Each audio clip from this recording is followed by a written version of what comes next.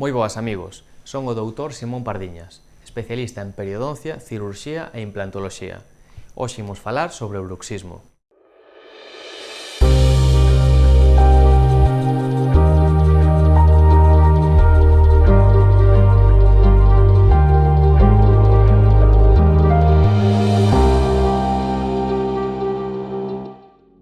O bruxismo é outro dos problemas bucodentais máis frecuentes. Neste vídeo falaremos sobre as causas, tratamento e consecuencias de apertar os dentes involuntariamente. O bruxismo é a acción involuntaria de rilar ou apretar os dentes en propósitos funcionais. Este trastorno pode ocorrer durante o día, chamado bruxismo de vixilia ou diurno, aínda que o habitual é que se dea durante a noite, chamado bruxismo do sono ou nocturno. Calcúlase que afecta entre un 10 e un 20% da poboación mundial, sen diferencias notables en cuestión de sexo. Dependendo da forma na que se presente o bruxismo, pódense diferenciar os seguintes. Bruxismo de apretamento. Xérase cando os músculos da mastigación contráense ao apretar os dentes. Ao non haber esvaramento entre os dentes, non se produce un desgaste tan marcado. Bruxismo de deslizamento ou frotamento. Neste caso, xérase unha fricción dos dentes ao contraer e relaxar os músculos da mastigación. Esta forma de bruxismo pode producir un gran desgaste dental ou atrición. O bruxismo diurno, como o seu propio nombre indica, consiste en apretar os dentes inconscientemente estando esperto. Adoita manifestarse con outros hábitos como apretar os beizos entre os dentes ou morderse as unllas. Bruxismo nocturno ou do sono. Ocorre durante as horas do sono. Pode estar relacionado coa síndrome de apnea obstructiva crónica ou apneas do soño. Adoita provocar dor dental, muscular e articular ao espertar. O bruxismo adoita estar provocado por un estado de ansiedade, pero tamén pode ter unha orixe xenética ou estar causado por outras enfermidades. A tensión, a ansiedade, os nervios, a ira, frustración ou outros estados de alteración psicolóxica son os principais causantes de episodios de bruxismo. De feito, hai determinados tipos de personalidade no que é máis frecuente esta patoloxía. Numerosos estudos demostraron que o bruxismo pode ter orixe xenética e pode ser compartido entre diferentes membros da mesma familia. Aínda que, como comentábamos, o bruxismo pode afectar a calquera persoa, é máis frecuente en nenos, adolescentes e xente de mediana idade. En nenos pequenos considérase que existe un bruxismo fisiolóxico, relacionado coa estimulación e desenvolvemento normal da cara, boca e dentición dos nenos. Este bruxismo adoita darse durante a dentición temporal e adoita ir desaparecendo aos poucos a medida que saen os dentes definitivos. Así mesmo tamén pode estar relacionado con estados de ansiedade, nerviosismo ou tensión na infancia. Ter unha mala oclusión ou problemas na musculatura da boca e cara pode causar o rechinamento de dentes de maneira involuntaria. Ademais dos problemas bucodentais mencionados anteriormente, hai outras enfermidades que están estreitamente relacionadas co bruxismo. Neste grupo incluímos alerxias, demencia, Parkinson, hiperactividade, trastorno de refluxo gastroesofáxico, epilepsia, terrores nocturnos ou outros problemas relacionados co soño. De igual forma, algúns medicamentos psiquiátricos como os antidepresivos e sustancias estimulantes como tabaco, alcohol, cafeína ou o consumo de determinado tipo de drogas poden favorecer o desenvolvemento deste trastorno. Un dos problemas do bruxismo, especialmente do nocturno, é a dificultade para detectalo. Ao ser un movimento de dentes involuntario, os bruxistas non son conscientes da súa situación ata que alguén non llo di ou as consecuencias empezan a ser perceptibles a primeira ollada. Unha das formas máis habituais de diagnosticalo e controlalo é visitando ao dentista con frecuencia.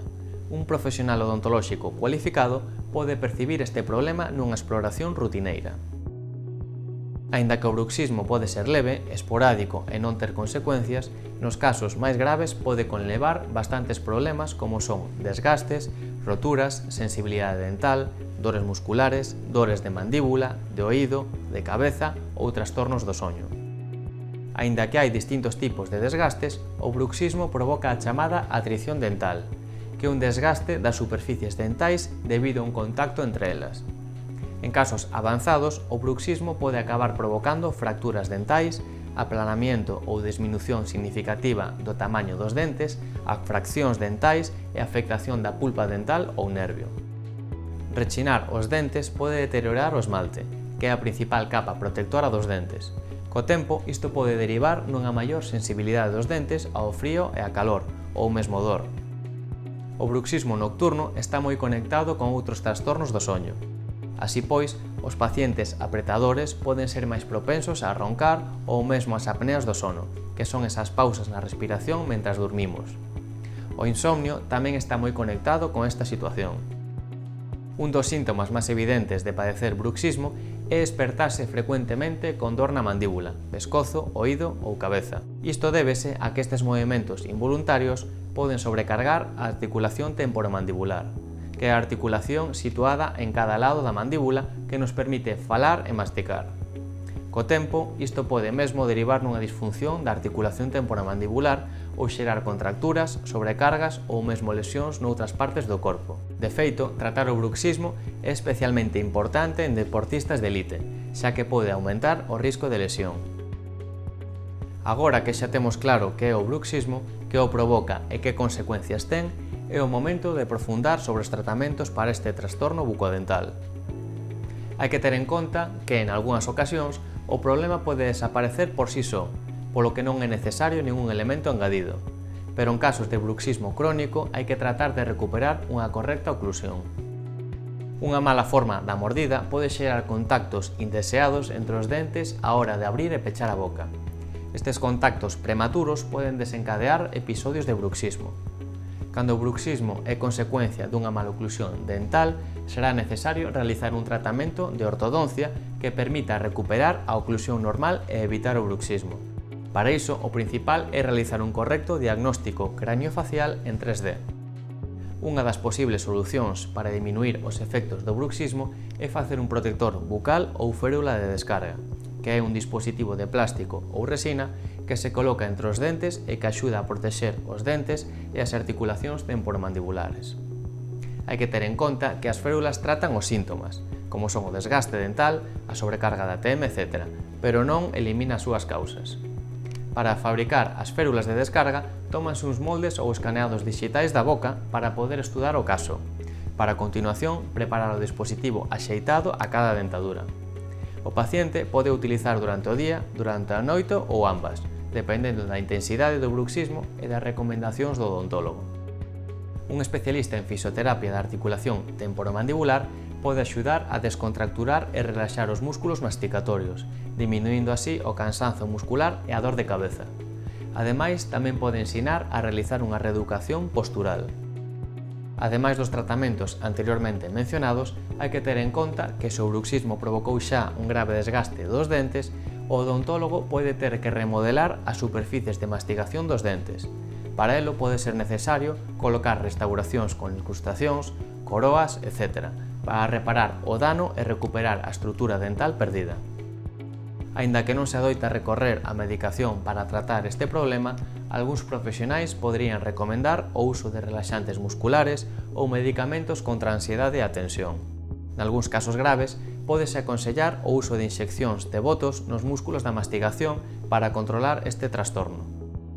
Como xa contamos, o bruxismo ten unha estreita relación con factores psicolóxicos como a tensión e a ansiedade. Por esta razón, conseguir controlar estes detonantes pode axudar a combater este trastorno. Por iso, é aconsellable evitar os estresores vitais e facer exercicios de relaxación antes de dormir. Ademais de todo o mencionado ata o de agora, hai algúns remedios caseiros que poden axudar con este problema. Así pois, recoméndase evitar o consumo de alimentos duros e goma de mascar. Antes de dormir, podes aplicar xeo ou calor húmido nos músculos da mandíbula e realizar exercicios, estiramentos ou masaxes na zona de influencia da articulación temporomandibular. Agardamos ter respondido a todas as vosas dúbidas, non vos esquezades de suscribirvos a nosa canle e podedes deixar todas as vosas dúbidas nos comentarios dos vídeos. Moitas grazas.